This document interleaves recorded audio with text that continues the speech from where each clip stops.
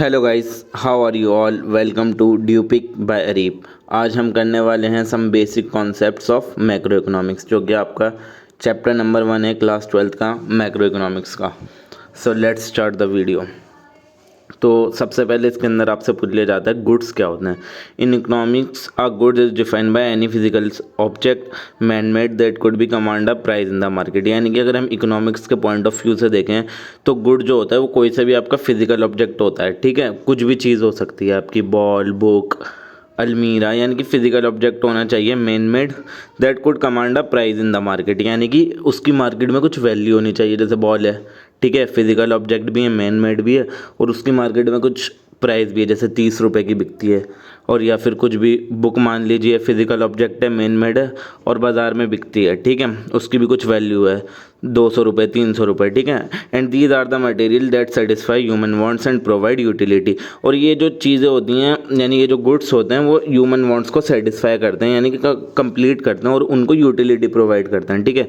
जैसे कि आइसक्रीम है, एक फिजिकल ऑब्जेक्ट है, मैन मेड है, ठीक है, और प्राइस है उसका भी, जैसे कि 20 रुपये।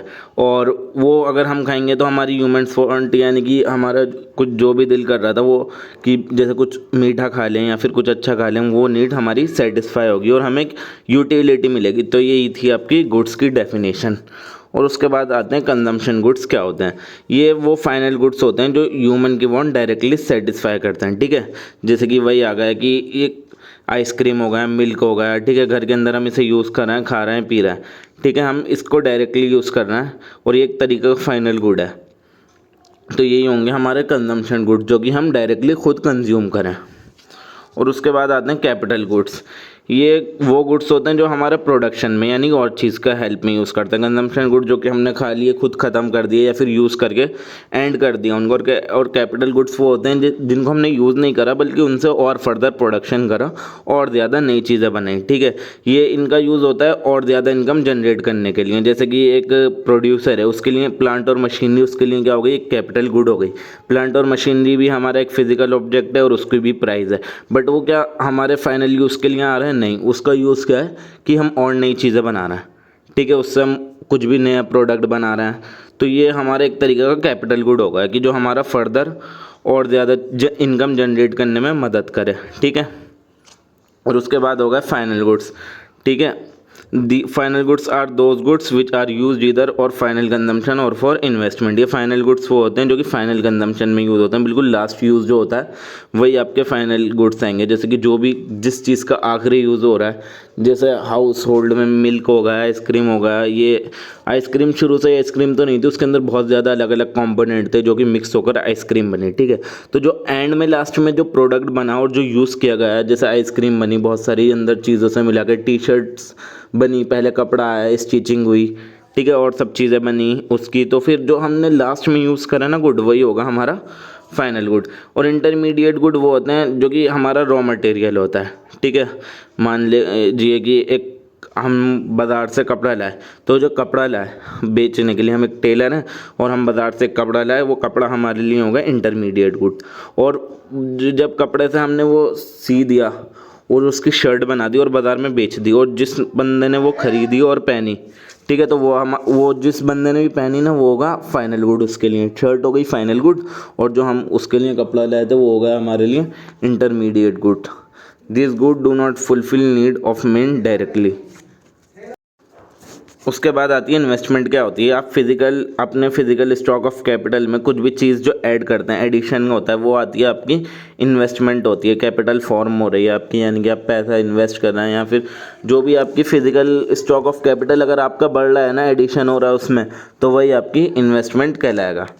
कैपिटल फॉर्मेशन क्या होती है? Change in the stock of a capital is called capital formation की, यानी कि शुरू में कैपिटल कितनी थी और लास्ट में कैपिटल कितनी है, कितना ज़्यादा उसके अंदर आपका इंक्रीमेंट हुआ। यानी कि साल के स्टार्ट में आपकी कैपिटल थी 1 लाख की और साल के एंड में आपकी वही 1.5 लाख की कैपिटल हो गई, तो आपके 50,000 का क्या हो गया? कैपिटल फॉर्मेशन हो गया, ठीक है, आपकी और कैपिटल बढ़ गई। अब आता है डेप्रिसिएशन। क्या होती है? Means fall in the value of fix capital due to normal wear and tear and expected obsolescence. यानी कि आप कोई भी कैपिटल गुड लाए, ठीक है। अब उसकी वैल्यू अब हमेशा जितने की आप लाए थे वो उतने की थोड़ी रहेगी हमेशा ही। मान लीजिए कि आप एक मशीन लाए थे अपने प्रोडक्शन करने के लिए और वो आप लाए थे 10 लाख की। अगर आप एक साल उसको यूज़ करते हैं और बेचने जाएंगे, क्या वो आपकी 10 लाख की बिक जाएगी? नहीं, वो आपकी कम से कम उसकी कुछ ना कुछ वैल्यू डाउन हुई होगी, भले से वो 9 लाख की हो गई हो, 8 लाख की हो गई हो, बट उसकी कुछ ना कुछ वैल्यू कम हो गई होगी। क्यों? क्योंकि उसका आपने वियर एंड टियर हुआ है, ठीक है, आपने पूरा साल यूज़ करा है, तो वो उसके अंदर कुछ ना कुछ मतलब कमी आ गई। और एक्सपेक्टेड ऑब्सोलेसेंस, जैसे कि उसकी वैल्यू कम हो गई, टाइम टू टाइम चीज़ की वैल्यू भी कम हो जाती है और आप उसको यूज़ कर रहे हैं तो जाहिर सी बात है उसकी वैल्यू गिरेगी। इसी वैल्यू में जो गिरावट आती है इसको हम बोलते हैं क्या? डेप्रिसिएशन। ठीक है। इसका दूसरा नाम क्या होता है? Consumption of fix capital. अगर कंजम्पशन ऑफ फिक्स कैपिटल बोला जाए आपसे या फिर डेप्रिसिएशन बोला जाए तो सेम चीज़ है, कन्फ्यूज़ होने की ज़रूरत नहीं है। ग्रॉस इन्वेस्टमेंट क्या होती है? जो मैंने इन्वेस्टमेंट बताया है वही चीज़ आपकी ग्रॉस इन्वेस्टमेंट होती है, बस इसके अंदर चीज़ फ़र्क क्या है?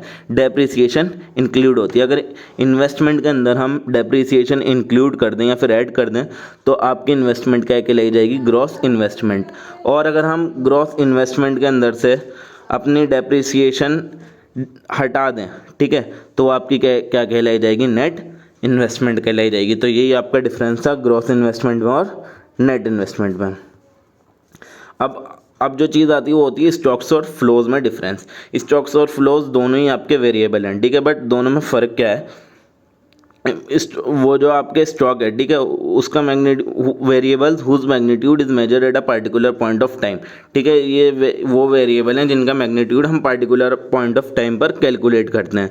और फ्लोस के अंदर फ़र्क क्या होता है? इसका over of a period of a time. जैसे कि मान लीजिए आपकी नेशनल वेल्थ है या फिर इन्वेंट्री, आप उसको at a particular point of time पर तो कैलकुलेट करेंगे। जैसे कि हमारी करंटली इन्वेंट्री कितने की? 50,000 की है। करंटली इन्वेंट्री कितने की? 1 लाख की है। ठीक है, तो ये आपका हो गया स्टॉक या फिर नेशनल वेल्थ, हमारी वेल्थ कितनी है फ़िलहाल।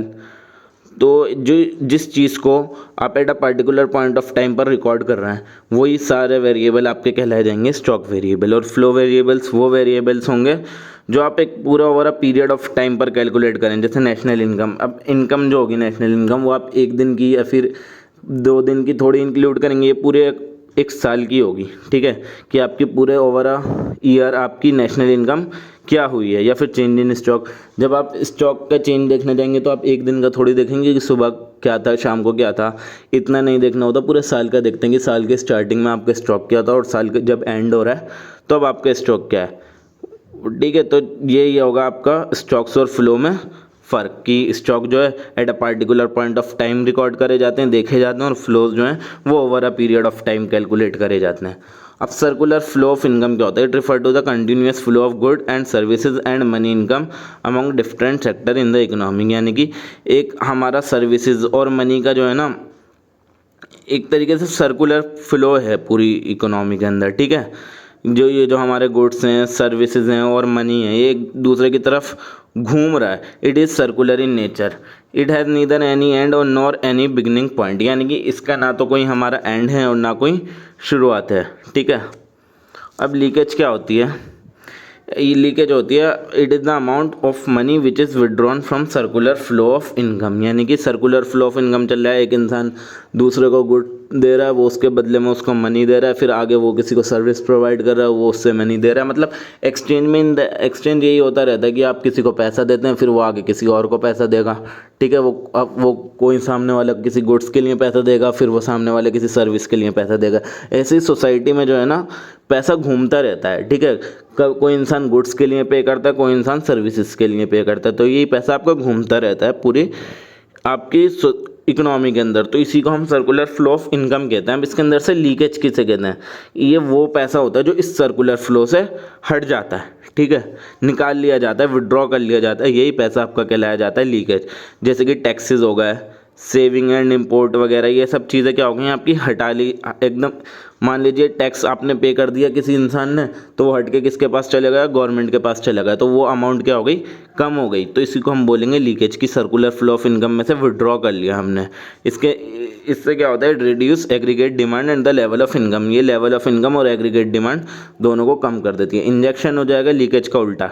ठीक है, लीकेज में आपने पैसा मतलब विड्रॉ जो कर लिया, इंजेक्शन के अंदर जो पैसा ऐड हो गया।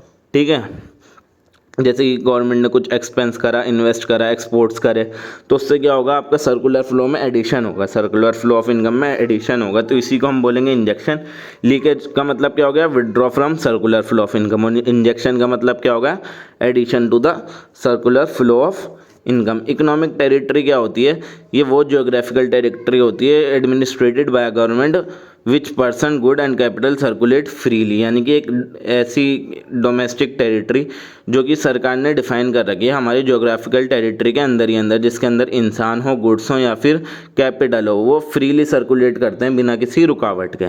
ठीक है, मान लीजिए कि इंडिया की जो बाउंड्रीज़ के अंदर जो भी इंसान है या फिर गुड्स या फिर कैपिटल आपकी फ्रीली सर्कुलेट हो रही है, तो यही आपकी इकोनॉमिक टेरिटरी होगी, यही आपकी क्या होगी, डोमेस्टिक टेरिटरी होगी। अब समझते हैं scope of economic territory.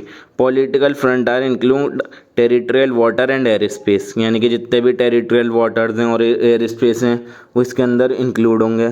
Embassies वगैरह, शिप्स एंड एयरक्राफ्ट और फिशिंग वेसल वगैरह इन द इंटरनेशनल वाटर, ये सारी आपकी चीज़ें जो कि इसके अंदर इंक्लूड होंगी। अब normal resident of a country किसे कहते हैं, is a person or institution who normally reside in a country and whose centre of economic interest lies in that country. यानी नॉर्मल रेजिडेंट वो इंसान या फिर एक वो पूरी इंस्टीट्यूशन होती है जो एक कंट्री में रिसाइड कर रही है, रह रही है, और उसका सेंटर ऑफ इकोनॉमिक इंटरेस्ट यानी कि उसका पैसे कमाने का जरिया या फिर सेंटर वही कंट्री है, तो उस इंसान को या फिर उस इंस्टीट्यूशन को हम normal resident of a country में इंक्लूड करेंगे। इसके अंदर कौन कौन लोग नहीं आते, जो डिप्लोमेट्स और ऑफिशियल होते हैं फॉरेन एम्बेसीज के, वो लोग इसके अंदर इंक्लूड नहीं होते। और जो कमर्शियल ट्रैवलर, टूरिस्ट, स्टूडेंट वगैरह होते हैं जो बाहर से यहाँ पढ़ना है या फिर घूमने फिरना है, वो लोग नॉर्मल रेजिडेंट नहीं होंगे। People working in international organisation, जो कि WHO, IMF, यूनेस्को, इन टाइप की इंटरनेशनल ऑर्गेनाइजेशन में काम कर रहे हैं, वो लोग इसके अंदर इंक्लूड नहीं होंगे। तो यही था guys basic concept of macro economics. तो अगर आपको वीडियो पसंद आई हो तो वीडियो को लाइक करें और चैनल को सब्सक्राइब करें और अपने दोस्तों के साथ भी शेयर करें। Thank you very much.